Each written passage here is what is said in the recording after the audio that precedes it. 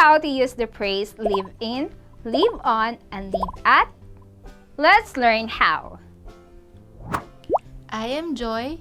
I live in Taytay, Rizal. Where does she live? She lives in Taytay, Rizal. I am Mariel. I live on Diamond Street. Where does she live? She lives on Diamond Street. I am Becca. I live at 143 Love Street, Marikina City. Where does she live? She lives at 143 Love Street, Marikina City. Do you notice we use live on before the name of a street or a road?